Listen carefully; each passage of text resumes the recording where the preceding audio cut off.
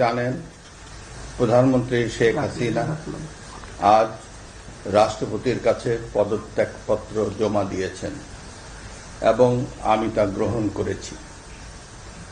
প্রধানমন্ত্রীর পদত্যাগ ও বৈষম্য বিরোধী ছাত্র আন্দোলনে সৃষ্ট পরিস্থিতিতে আজ বঙ্গভবনে 3 বাহিনীর প্রধান এবং বিভিন্ন রাজনৈতিক দলের নেতৃবৃন্দ, সুশীল সমাজের প্রতিনিধি ও বৈষম্য বিরোধী ছাত্র আন্দোলনের কয়েকজন সমন্বয়কদের সাথে আলোচনা হয়।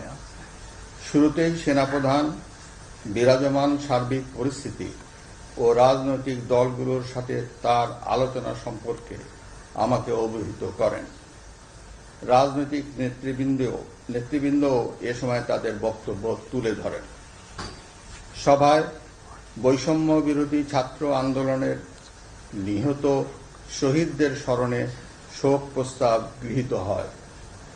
এছাড়া জরুরি ভিত্তিতে একটি অন্তর্বর্তীকালীন সরকার গঠনের সিদ্ধান্ত নেওয়া হয়। সকল দল ও অংশীজনদের সাথে আলোচনা করে গঠিত অন্তর্বর্তীকালীন সরকার যত দ্রুত সম্ভব নির্বাচনের ব্যবস্থা করবে। বৈষম্য বিরোধী ছাত্র আন্দোলন ও বিভিন্ন মিথ্যা মামলায় আটক সহ সকল বন্দীদের মুক্তি দেওয়া হবে। বৈষম্য বিরোধী ছাত্র আন্দোলনের নিহতদের পরিবারদের ক্ষতিপূরণ প্রদান ও আহতদের সুচিকিৎসার প্রয়োজনীয় সকল সহায়তা দেওয়া হবে। সর্বসম্মতিক্রমে বিএনপির চেয়ারপারসন বেগম খালেদা জিয়াকে মুক্তি দেওয়ার সিদ্ধান্ত নেওয়া হয়।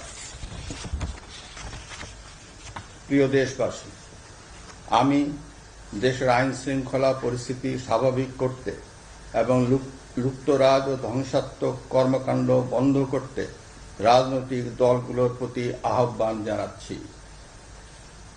জনগণের জানমাল ও রাষ্ট্রীয় সম্পদ রক্ষায় সশস্ত্র বাহিনীকে কঠোর পদক্ষেপ নেওয়ার নির্দেশ প্রদান করছি।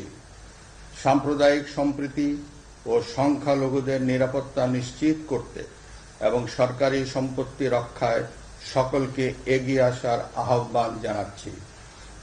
দেশের অর্থনীতি, প্রশাসন ও শিল্প কল কারখানা চালু রাখার লক্ষ্যে সকলকে কার্যকর ভূমিকা রাখার আহ্বান জানাই। ছাত্র নেতৃবৃন্দ ও শিক্ষকদের সাথে আলোচনা সাপেক্ষে অতি শীঘ্রই শিক্ষা প্রতিষ্ঠানগুলি খুলে দেওয়া হবে। এছাড়া যারা হত্যা ও সহিংসতার সাথে জড়িত নিরপেক্ষ তদন্তের মাধ্যমে তাদেরকে আইনের আওতায় আনা হবে। গণপ্রজাতন্ত্রী বাংলাদেশের সংবিধান অনুযায়ী অনতি বিলম্বে বর্তমান সংসদ বিলুপ্ত করা হবে।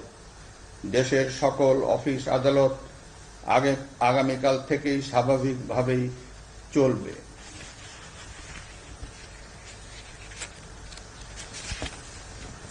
প্রিয় দেশবাসী, আসুন আমরা দেশকে বাঁচাতে একযোগে কাজ করি। পারস্পরিক হিংসা বিদ্বেষ ভুলে ও প্রতিহিংসার ঊর্ধ্বে উঠে দেশকে এগিয়ে নিতে নিজ নিজ অবস্থান থেকে ভূমিকা রাখার জন্য আমি বিনয়ের সাথে আপনাদের প্রতি অনুরোধ করছি।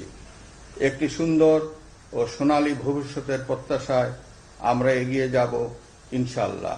মহান আল্লাহ আমাদের সহায় হন। খোদা হাফেজ। বাংলাদেশ চিরজীবী হোক।